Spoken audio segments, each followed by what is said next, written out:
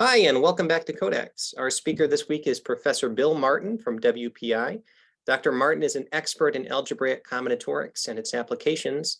Today, he will tell us about quantum isomorphic graphs from association schemes.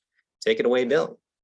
Thanks very much, and thanks to the organizers for putting together such an interesting seminar series this week accepted, and it's a great honor to be part of it.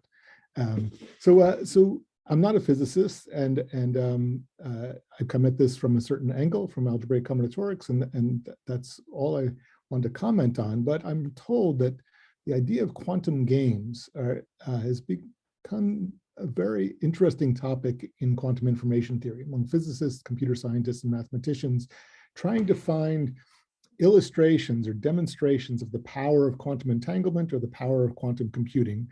And this is an example that's particularly attractive because this quantum game we talk about, something quantum is happening provably. I'll ask you if you believe that, but both the inputs and the outputs to the game are classical. So the inputs to the game are perfectly ordinary classical things, and the outputs are classical as well. And yet there's some quantum effect that separates ordinary computation from the quantum situation. So before I start, we got to see Wakanda Forever and the stars Shiri and Riri. So Riri is a superstar undergraduate at MIT, and when Shiri comes from Wakanda to her dorm room, it says solve or don't knock, and it gives the Collatz conjecture, 3x plus 1. I'll leave you in suspense as to whether or not Shiri knocks on the door. Okay, so let's just start off with the definition of isomorphism masked a little bit. So sanity check. I have two simple graphs, G and H. We say G is isomorphic to H if there's a function from the vertices of G to the vertices of H with the property that equal vertices map to equal vertices, of course, adjacent vertices map to adjacent vertices, and non-adjacent vertices map to non-adjacent vertices. We don't assume a priori that they have the same number of vertices, but we have this relationship. So the relation between two vertices, G and G prime, is either equal, adjacent, or non-adjacent and non-equal. There's only three possibilities, and we require this function to satisfy the property that the relationship between the images of two vertices is the same as the relationship between the two vertices. Okay, so that's the definition of isomorphism that we'll have for today. So here's the game. So there are three parties, the referee, Alice and Bob, and all three see two graphs, G and H. And Alice and Bob want to convince the referee that G is isomorphic to H. Now, Alice and Bob are separated physically. They're 100 miles apart from one another, but they can strategize beforehand. For example, they can agree on an isomorphism from G to H. So Alice and Bob are separated physically, and they can't communicate during the game, but they can strategize beforehand. Now, the referee sends a vertex to Alex, which is either in G or in H, and we'll assume the vertex sets are disjoint. And then the referee sends a vertex to Bob, which is in one of the two graphs. Alice, without talking to Bob, must respond with a vertex in the opposite graph. If she's given a vertex in G, she has to respond with a vertex in H. If she's given a vertex in H, she has to respond with a vertex in G. Bob responds with a vertex in the opposite graph.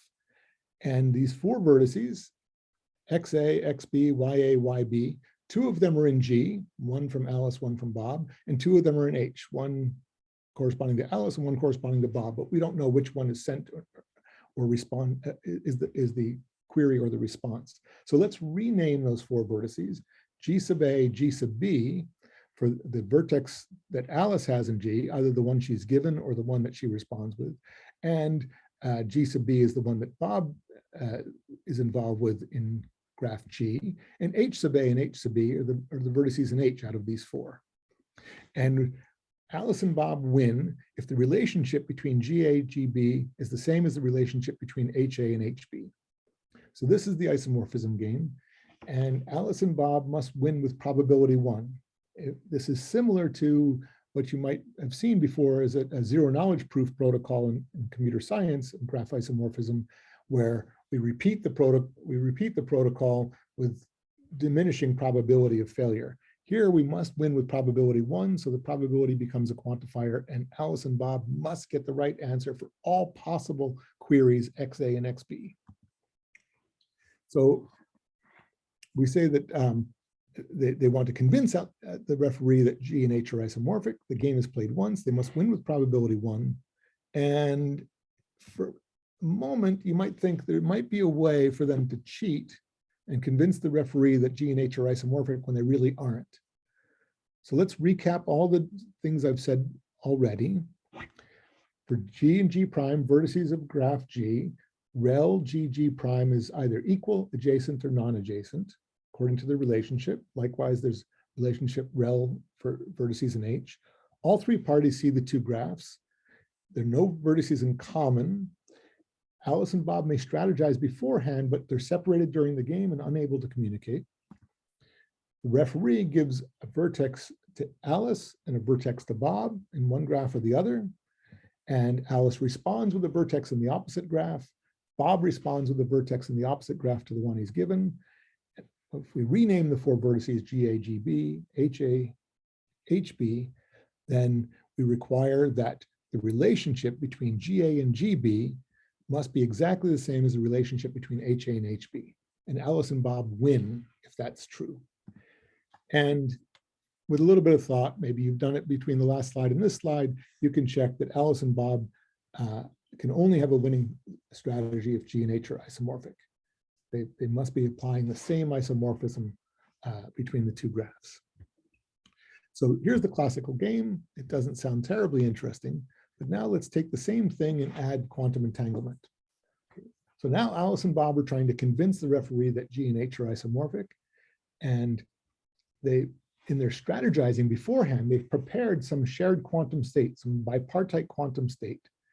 And when the game is played, they can't communicate, they're far apart from one another, but they can each perform measurements on their part of this quantum state.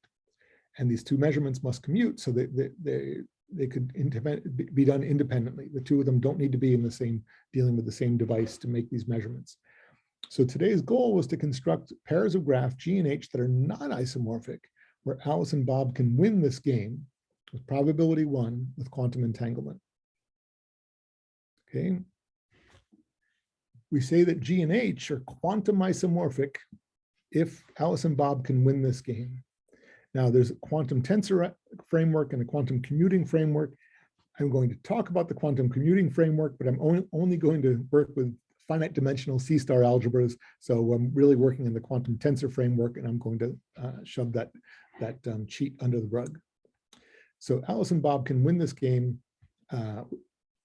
If they can win this game with probability 1, then we say that G and H are quantum isomorphic.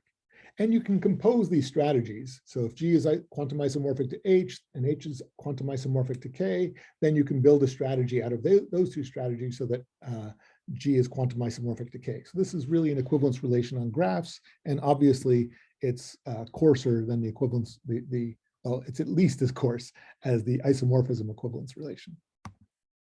So what do we mean by measurement? So let's just do a very simple example for those who haven't seen this before. Take the standard basis E1, E2 for two-dimensional space. So on the whiteboard behind me, I'll draw E1 is I just draw E2. E1 is the vector 1, 0, and E2 is the vector 0, 1. The columns of the identity matrix are E1 and E2. And we get an orthonormal basis for the tensor product, C2 tensor C2, by just taking the tensor products of these.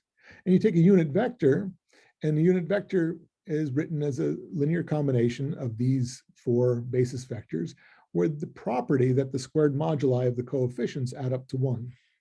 So these are non-negative numbers that add up to 1. So in quantum mechanics, these work as probabilities. So when I measure this quantum state in the standard basis, a pair from one of these basis vectors is chosen, but just a pair is chosen, 1, 1, 1, 2, 2, 1, or 2, 2, with probability the modulus squared of the squared modulus of the corresponding coefficient. All you get back from the measurement is classical information. You can't see this quantum state. But after you measure this, the quantum state collapses to the corresponding basis vector. Okay, so this is the most simple measurement of a 2-qubit quantum system. Now we're going to use a slightly different measurement in the next in the EPR protocol. So let's just talk about a different kind of measurement. Now suppose we just want to measure one of the two qubits. So we have the same exact thing, E1 and E2 are the basis. We have the basis for C2 tensor C2.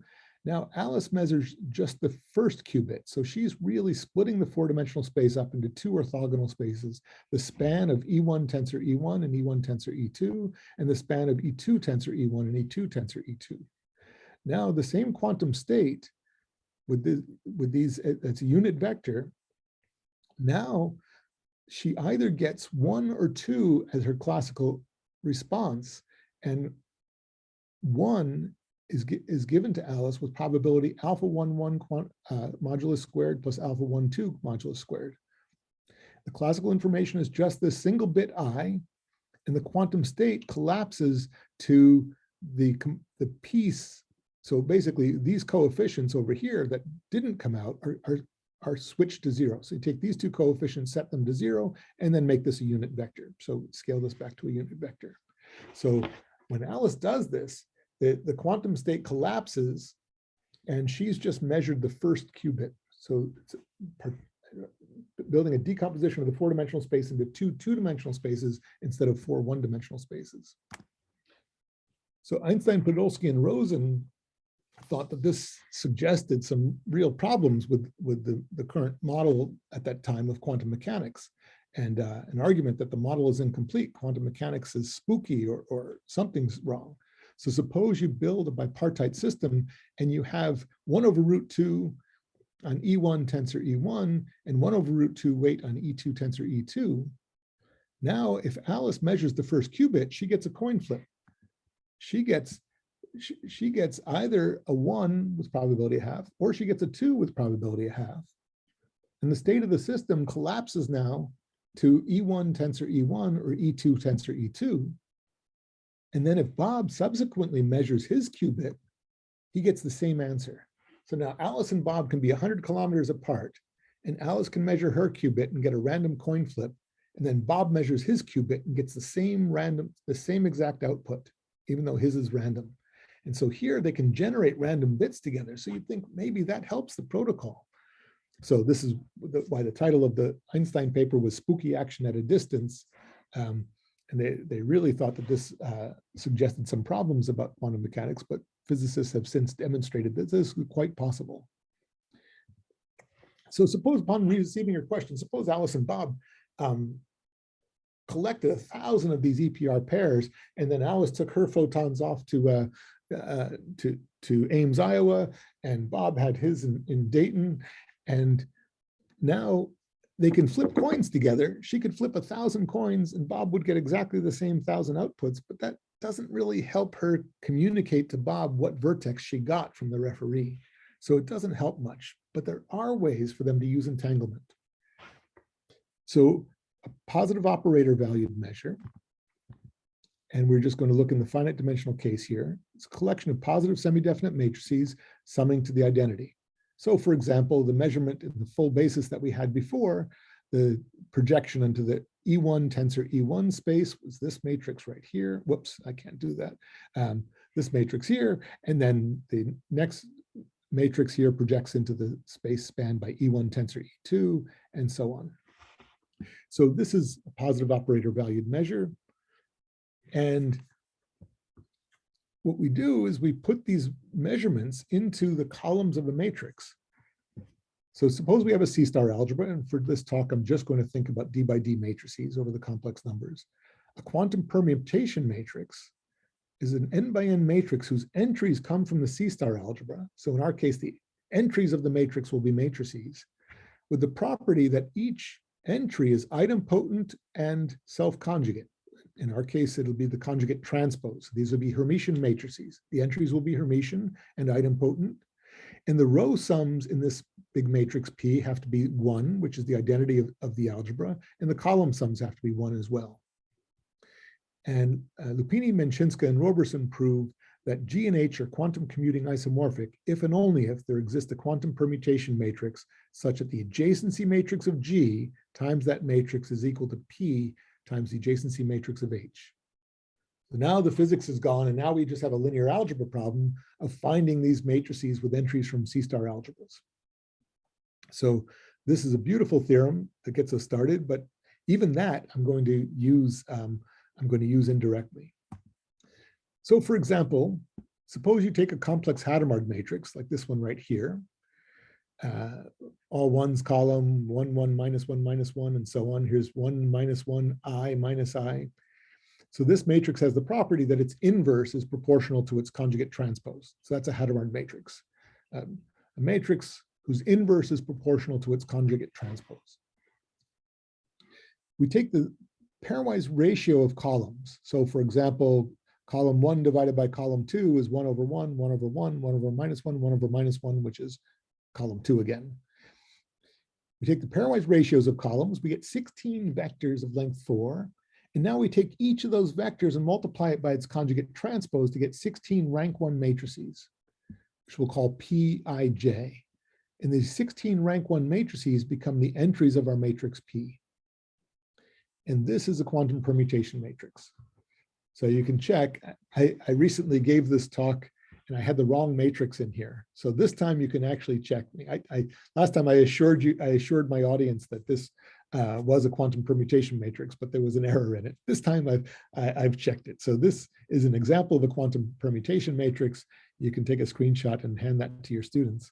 So we have a matrix P where each entry is an orthogonal projection in this C-star algebra of 4 by 4 matrices over C. All the row sums and column sums are the identity, the 4 by 4 identity matrix, and the inverse of P is its conjugate transpose.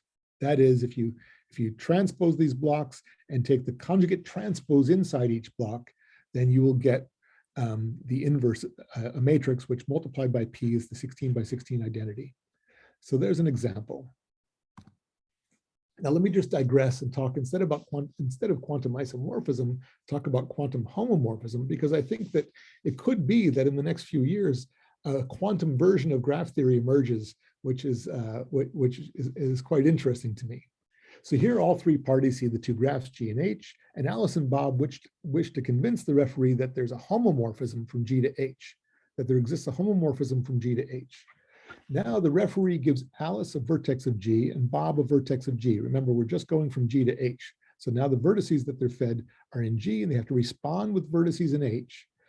And we say that G has a quantum homomorphism to H if whenever they get equal vertices, they respond with equal vertices. And whenever they get adjacent vertices, they respond with adjacent vertices. And now they must win this with probability 1. So you can compose these quantum games, and so quantum homomorphisms can be composed, and so this is a reasonable arrow to work with on these objects. Now the clique number and chromatic number of graphs can be defined in terms of homomorphisms. The clique number of a graph is the largest the size of a largest complete graph that can be found inside G. So that's the largest M, such that there's a homomorphism from Km to G. Now the quantum clique number, we say the largest M such that there's a quantum homomorphism from Km into G, and that's at least the ordinary clique number. The quantum chromatic number, this is where some of this this work started with some papers about coloring some vectors and plus minus 1 vectors in Rn. Quantum chromatic number is the smallest complete graph into which G admits a homomorphism, quantum homomorphism. So the quantum chromatic number is 2 if and only if the ordinary chromatic number is 2. But it's possible for the quantum chromatic number to be 3 even if the graph is not 3 colorable. There exist examples of 4 chromatic graphs that have quantum chromatic number 3. David Roberson conjectures that the chromatic number is unbounded for quantum chromatic number 3. That's an open problem as far as I know. So this is a workshop in Montreal last summer where I learned this stuff. This is all brand new to me. And David Roberson gave this conjecture that for quantum chromatic number 3, the ordinary chromatic number can be as large as you like. This paper, I remember de Klerk and Pesachnik did some semi-definite programming on this problem to get it bound on the chromatic number. The vertices are all the plus minus 1 vectors of length n, and 2 are adjacent if they're orthogonal. Okay, so this orthogonality graph has exponential chromatic number But when n is a power of 2, its quantum chromatic number is just n. So you can get exponential separation between the quantum chromatic number and the ordinary chromatic number. It's interesting that the Lovász theta function, Lovász theta, which I don't have time to define, is sandwiched between the quantum chromatic number, the quantum clique number, and the quantum chromatic number. And we can estimate this quantity in any reasonable amount in polynomial time, but both these numbers, the quantum chromatic number and quantum clique number, are undecidable. That is, if I tell you that the quantum chromatic number is at least 7, this yes/no question is undecidable. There's no Turing machine that will settle that. So for graphs f and g, let's say Hom fg is the number of graph homomorphisms from f to g. So Hom fg is the number of graph homomorphisms from f to g. And Manchinsky and Roberson proved that 2 graphs are quantum commuting isomorphic if and only if the number of homomorphisms from f to g is exactly the same as the number of homomorphisms from f to h for all planar graphs f. So this is quite remarkable to me. And I think if there's anything I can do in this talk and to reward you for tolerating this, is to show you this amazing theorem and tell you about these amazing researchers. So this is really a highlight for me. This theorem is amazing to me. All of the quantum information is removed, and the problem just comes down to counting homomorphisms. So we want to know if G and H admit the same number of homomorphisms from any given planar graph that we choose. So counting homomorphisms, hadn't thought much about this, but think about this in terms of different families of graphs. So let's take a family F of graphs, and let's say, what does it mean? Let's have an equivalence relation. G is equivalent to H relative to F if the number of homomorphisms from little f into from ordinary f into G is equal to the number of homomorphisms from ordinary f into H for all graphs f in that family. So if the family is all graphs, then that happens if and only if G and H are isomorphic. And this is a result of Lovász. I joke sometimes that he proved this when he was 13, but actually the paper was published when he was 19, so I wasn't far off with the joke. So 2 graphs are isomorphic if and only if they admit the same number of homomorphisms from all graphs. This is sort of an inclusion-exclusion result by removing the non-injective homomorphisms recursively. If I say the number of homomorphisms from K1 into G is equal to the number of homomorphisms from K1 into H, that's pretty obviously just counting the number of vertices. So G and H have to have the same number of vertices. Number of homomorphisms from the complete graph K2 into G is twice the number of edges. I choose an edge and I choose an endpoint. And so the number of homomorphisms from K2 into G is equal to the number of homomorphisms from K2 into H if and only if G and H have the same number of edges. If I want all cycles to have the property that the number of homomorphisms from that cycle into G is the same as into H, that happens if and only if G and H are cospectral. Cycles and paths, they need to be cospectral, and the complement of G needs to be cospectral to the complement of H. Stars, an easy exercise to check that this count is the same if and only if the 2 graphs are the same degree sequence. For trees, it's kind of remarkable to me that these counts are equal if and only if G and H are fractionally isomorphic. I don't have time to explain that, but sort of think of a quadratic program or an integer program for fractional isomorphism. For all tree width graphs of tree width at most k, the number of homomorphisms into G is the same as that for H if and only if G and H are indistinguishable by the k-dimensional Weisfeiler-Lehmann isomorphism algorithm. And now we get this for all planar graphs, now this new thing that fits nicely into this table. But now look at the computational complexity. So here, I think that the cospectrality results are sort of implied by Biggs's early stuff, but the references that I can find are down here. Now look at the computational complexity of these things. We know from the famous result of Babai about a decade ago that graph isomorphism can be decided in quasi-polynomial time. Probably not NP complete, but most people agree that it's not going to be solvable in polynomial time. Counting the number of vertices and edges is trivial. You can find out if two graphs are cospectral in polynomial time. You can check if two graphs are fractionally isomorphic in polynomial time. And this Weisweiler-Lehmann algorithm, you can do this in polynomial time. But the Manchinsko-Roberson decision, this question is undecidable. So it fits in a very strange way into this hierarchy.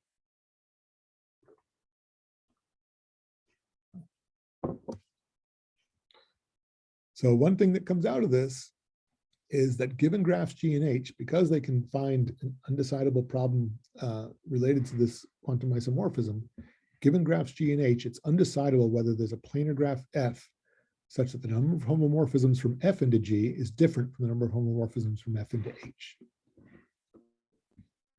So this is quite remarkable that that's an undecidable problem. So our goal is simply to show that we can find graphs that are not isomorphic, yet are quantum isomorphic. And we know from the previous table that they have to be cospectral, they have to have cospectral complements, and a whole bunch of other things have to happen because, let me go back, all cycles and paths are planar graphs. So if I want this to be true for all planar graphs, it must also be true for cycles, graphs, stars, and trees. So the two graphs that we want, if we want them to be quantum isomorphic but not isomorphic, they must have all these properties here: cospectral, cospectral complements, same degree sequence, and fractionally isomorphic. So all we have to do is now just find non-isomorphic graphs G and H and prove that for every planar graph F, this number of homomorphisms is equal. So this is the goal for the rest of the talk, and all of the measurements and everything are gone. We're just going to be counting homomorphisms for the rest of the talk. And there's something in the chat. So how do we count? Feel free to interrupt me, Joey, if that's something I should be interrupted for. How do we count homomorphisms? So there's this beautiful book on graphons by Latsi Lovas on homomorphism counts and graphons. Beautiful measure theory comes in, beautiful book. But one thing that you see is that you can count the number of homomorphisms by looking at all functions from the vertices of F to the vertices of G. And then you just take any pair of adjacent vertices in F and you check if their images are adjacent in G. That means that the adjacency matrix of G has a 1 in that position. So we can sum over all the functions and we just multiply a bunch of 1s and 0s. And if any pair of images are not adjacent when they should have been, then that product will have a 0 in it, and that term will not contribute to the overall sum. So the only terms that contribute to the sum, and they do contribute exactly 1, are the functions phi, which are homomorphisms. So for example, for K2, let's say the vertices of K2 are 0 and 1. And so summing over functions is just a very sophisticated and obfuscating way of just having a nested sum over the image of vertex 0 and the image of vertex 1. So I'm summing over functions from a two element set into this graph. And there's only one edge, by the way. This product is pretty simple. And so that's just a nested sum over the images of the two vertices and the corresponding entry of the matrix. And so you see that that's just the sum of the entries of the adjacency matrix, and the number of homomorphisms from K2 into our graph is twice the number of edges. Let's go to the path on 2 edges. So now for the path on 3 vertices, let's name the vertices 0, 1, and 2. Instead of summing over all functions, we'll just sum over the images of 0, 1, and 2. And we have this product. We need to make sure that the image of A and B, image of 0 and 1 are adjacent, and the images of 1 and 2 are adjacent. But now we can take this second sum and nest it inside, and we find out that all we have here is a matrix product, and we're summing the entries of A squared. And so this is number of homomorphisms from the path with 2 edges to G is just the sum of the entries of A squared. So now I need to use a tool that I've been working on for a while, and this definition is horrible. I don't want you to pay attention to this definition, but if we have a diagram, we have a graph F, which I call a diagram, and some of the nodes are going to be red or roots, then edge weights in this diagram are going to be matrices. So the edge weights are going to be matrices, and the scaffold with that diagram F, those roots, and those edge weights is defined to be the sum of over all. So now we're going to have we're going to be looking inside mat XC. So we have some set X, which is going to be the vertices of an association scheme momentarily. And we're looking at all matrices with rows and columns indexed by X. And these matrices with those rows and columns indexed by X are the edge weights in this diagram F. And here we're going to sum these homomorphisms, but we're also going to record we're going to keep track of the destination of some vertices, these root vertices. So it'll be easier to see examples. So for example, suppose A is the adjacency matrix of this graph. And I think I might even put that on the board. I'm running short on time. So, I want you to register for Canada in Winnipeg. Come to Winnipeg in June 5th through 8th. We have 7 parallel sessions, all kinds of good discrete math. So our graph here, I'm going to put the vertices in big letters. So this is U, V, W, X, and Y. So that's the graph. And now here's my diagram. My diagram is going to have 3 red nodes, 1, 2, 3, and here's the diagram right here. So 3 red nodes, 1, 2, 3, there's a hollow node 4, and the edge weights are A, and the adjacency matrix of A complement. Now we want to sum over all functions from these 4 elements to the 5 elements on the whiteboard. And we want to make sure that the image of the image of vertex 1 here, can you see my cursor, by the way? I'm highlighting things. Yeah, okay. So the image of vertex 1 and the image of vertex 2 have to be adjacent. So they have to go to adjacent vertices in this graph on the board. The image of vertex 2 and 3 have to be adjacent. And the image of vertex 1 must be adjacent to the image of vertex 4, but the image of vertex 3 and image of vertex 4 must be non-adjacent. So it turns out that the only functions with this property are the following. I can send 1 to W up in the center here. I can send 2 to U, 3 to V, and then I have 2 choices for vertex 4. That's why there are 2 homomorphisms with that property. And you can check out the rest of these entries, but this is just summing homomorphisms between these 2 graphs with the property that these 2 images must be non-adjacent. So these scaffolds, the simplest possible scaffolds, capture things that we're used to. So for example, if a matrix M has constant row sum, then the scaffold that records for each row the sum of entries of M corresponding to that row, then that's just going to be alpha times the all ones vector. This is the scaffold of the all ones vector. If M has constant diagonal, then this loop here just weights things by the diagonal of M, and so that's going to be alpha times the all ones vector. It turns out that if you just look at the definition, that series reduction is matrix multiplication and parallel reduction is entry-wise multiplication. Now, series parallel graphs are all planar. So if I want the number of homomorphisms to be equal for G and H, I want the homomorphisms to be equal for all F that are planar graphs. I must also have it for all series parallel graphs. So it's kind of nice to work inside an algebra that's closed under this matrix multiplication and this entry-wise multiplication. So we work in a Bose-Messner algebra. So we see that we need to control these products of matrices and we need to control entry-wise products. So a Bose-Messner algebra on a vertex set X is a subspace of the n by n of the x by x matrices, satisfying the property that it's closed under a matrix product. And I'm going to assume my Bose-Messner algebras are commutative. Mine are always commutative. It contains the identity for the matrix product. It's closed under the entry-wise product, and it contains the identity for the entry-wise product, which is the all ones matrix. So this is a Bose-Messner algebra, closed under 2 operations and commutative, and contains the identity for those 2 operations.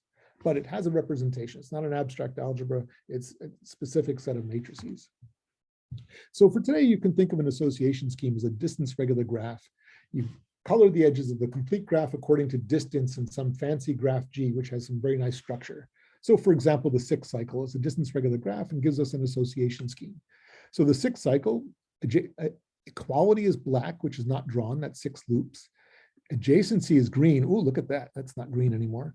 Adjacency, oh, look at that. Now let me see if I can undo that. Okay, this is interesting. Okay, so you probably see the colors as well. Adjacency is green, distance 2 is blue, and distance 3 is red.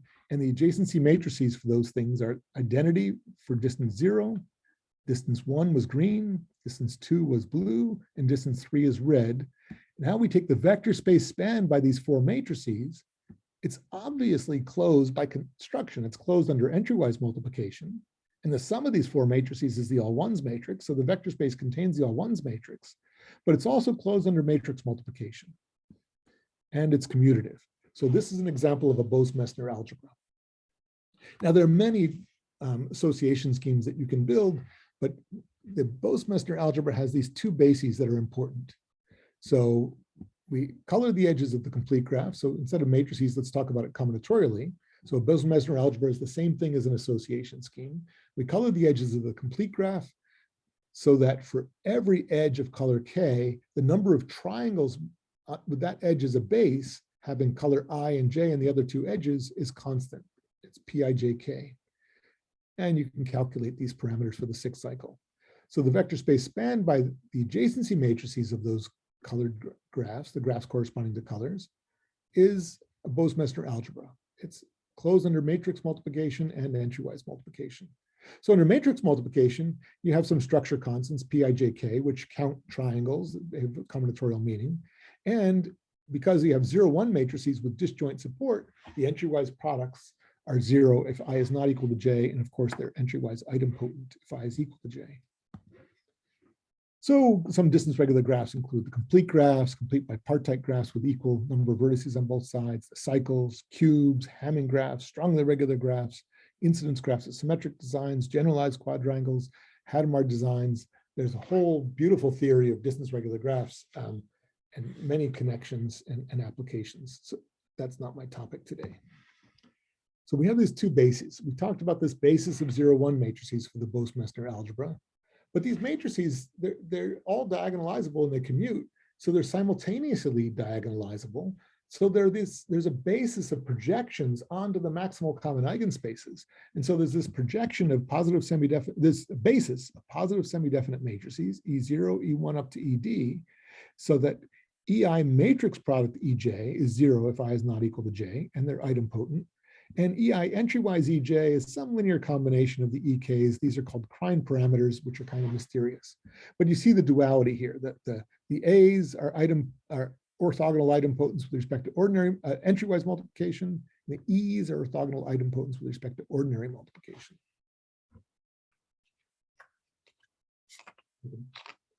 Diet Coke break here. So for series parallel graph, this entry-wise and matrix product do wonders for us, because if I want to count the number of homomorphisms from the K4 minus an edge into G, now I'm using my video here. If you don't have my video on, you can just listen to my oral version of the whole thing. I'm taking K4 minus an edge, so 2 triangles side by side, and the edge weights are all A, because I want to count homomorphisms. I want to make sure that adjacent vertices end up adjacent. And now I say, well, that series reduction, A followed by A, is the same thing as a single edge with edge weight A squared. And now I have an A in the middle and I have an A squared on the right. And so now I just have an entry-wise product. So I have a single edge, and the edge weight is A squared entry-wise A squared. And so I find out that the number of homomorphisms from K4 minus an edge into a graph G is equal to 1 transpose A squared entry-wise A squared times the all ones matrix, all ones vector 1. So this quantity right here is the number of homomorphisms. So that's just an example to give you the idea that if the graphs were series parallel, if F is a series parallel graph, this entry-wise product and matrix product allow us to control these homomorphism counts. And you can have association schemes with the same exact parameters. These two graphs, K4 cross K4 and the Shrakhanda graph, have the same exact eigenvalues. And so they'll have the same number of homomorphisms from any series parallel graph. The number of homomorphisms will be equal. But with just a little bit of work, you can find a planar graph which has a different number of homomorphisms into the graph on the left than it does into the graph on the right. So almost out of time. Some reductions that you can do on plane graphs. So you have a planar graph embedded in the plane. We call that a plane graph. It's actually, we've chosen a specific drawing. Deleting a loop is a nice little thing you can do. If you have a vertex of degree 1, you can delete that. If you have a vertex of degree 2, you have two edges in series, you can replace them by a single edge. If you have two vertices that are joined by more than one edge, you can replace two of those edges by a single edge. That's called a parallel reduction. And then there are these other things that come up when you deal with knot invariants and knot diagrams. Type 3 Reidemeister move corresponds to replacing a triangle by a new vertex joined to the three corners of the triangle. Notice that the number of edges is preserved here. Okay, or you can go backwards. So from a delta to a y or a y to a delta. So these are things that we might do on a planar graph. In Epifanov, long ago, classic theorem proved that every planar graph that's connected can be reduced to a single vertex with no edges by a finite sequence of these moves. So we have a finite sequence of these moves that go from our graph, our plane graph, down to a single vertex, and they're just one of those moves. So in order to show that the number of homomorphisms from F to G is equal to the number of homomorphisms from F to H, we induct on the number of edges of F, and we show that these counts are preserved under these operations that we have right here. So deletion of a loop, that's going to require our graphs to be inside an algebra where we have constant diagonal matrices. And pendant edge is going to be, our matrices will need constant row sum. A series reduction, we're going to have to work in a vector space that's closed under matrix multiplication. Parallel reduction, we'll work in a vector space that's closed under entry-wise multiplication.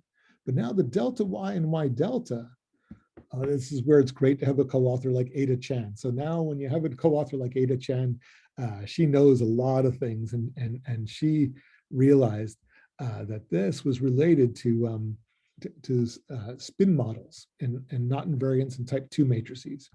So there are these third order scaffolds. So I can take a scaffold, third order tensor, AI on one edge, AJ on another, AK on another, and I get the sum of all formal triples of vertices where X is I related to Z and X is J related to Y and Y is K related to Z, I should say Z. And this Y scaffold is this sum right here. And so this is contained, this vanishes if and only if the intersection number vanishes. The bottom one, there's something similar that vanishes if the Klein parameter vanishes. So I take the vector space. In my paper in linear algebra applications, I studied the space spanned by all of these things where the edge weights range over the Bose-Messner algebra. And Francois Jaeger was interested in spin models, and he said that an association scheme is triply regular when those two vector spaces are equal. He had very different language, but it's equivalent to this. So an association scheme is exactly triply regular when the vector space of all scaffolds from the deltas is exactly the vector space of all scaffolds from the y. You notice that they're all third order tensors. And now the dimensions of these spaces, so I can find a basis for the deltas corresponding to intersection numbers that are non-zero, and I can find a basis for the y's corresponding to Klein parameters that are non-zero. So in order for the vector spaces to be equal, of course, their dimensions must be equal. So our association scheme must have the same number of non-zero intersection numbers as it does non-zero Klein parameters. And Ada and I proved that if you have exactly triply regular association schemes, and we have to require this, and we're not sure that this is necessary, it might be implied, the change of basis matrix from the delta space to the Y space must be the same in the two association schemes. Then if these graphs are corresponding graphs, that is in the algebra isomorphism between the two vector spaces, these are the graphs that map to one another, then these two graphs are going to be quantum commuting isomorphic because the number of homomorphisms is going to be equal. And now to finish up, we want to say, well, can we find examples with this property? And Ada knows a lot. And so it was really nice. She proved that, she noticed that any two Hadamard graphs of the same size have this property. So any two Hadamard graphs of the same order are quantum isomorphic. In this particular corollary, just the day that Ada and I put this on the archive, we had spread the news privately through some colleagues, and we found the day that we put it on the archive that Daniel Gramada at the Czech Technical University also obtained this result about Hadamard graphs in a very different way. So now we know that any two Hadamard graphs of the same size are quantum isomorphic, but do they exist? Can you find Hadamard graphs of the same size? So a Hadamard matrix, so now this is a real Hadamard matrix, plus minus one matrix, such that the matrix times its transpose is n times the identity. They're conjectured to exist for all n divisible by 4, but frustratingly, the collection of n for which we know that examples has measure 0. It's a 0 fraction of the positive integers divisible by 4. But a student of Bill Cantor, Merchant, proved if you can find a Hadamard matrix of order n, just one Hadamard matrix of order n, then you can build 2 to the 2n roughly inequivalent Hadamard matrices of twice that order. So although we don't know they exist for all orders, as soon as you can find one, you bump up the order by a factor of 2, and you can find many, many non-isomorphic Hadamard matrices, or inequivalent Hadamards. Let me say inequivalent Hadamards. Now we have to, let me show how to build such a graph from the Hadamard matrix, and my time is up. Can I have 2 more minutes, Joey, or 1 more minute? Tell me how many. 1 or 2? As many, any reasonable number is fine. Okay, so I'll finish up quickly. So I just wanted to show how to build the graph from this, the Hadamard graph from the Hadamard matrix. So the 1, 1 entry here is 1. So we have row 1 plus and row 1 minus. And because this entry is a +1, then we join the plus to the plus and the minus to the minus. Row 1 column 2 is also a +1. Whoops. And so we join the plus to the plus, the minus to the minus. But row 1 column 3 is a -1. So we join row 1 plus to column 3 minus and row 1 minus to column 3 plus. And so that's the definition of this graph. And this is a distance regular graph, builds an association scheme. And now the question is, if the matrices are inequivalent, what about the graphs? So Brendan McKay proved that if Hadamard matrix H prime is inequivalent to H and inequivalent to H transpose, then the Hadamard graph that you get from H prime is not isomorphic to the Hadamard graph coming from H. So we do get exponentially many non-isomorphic Hadamard graphs of the same size.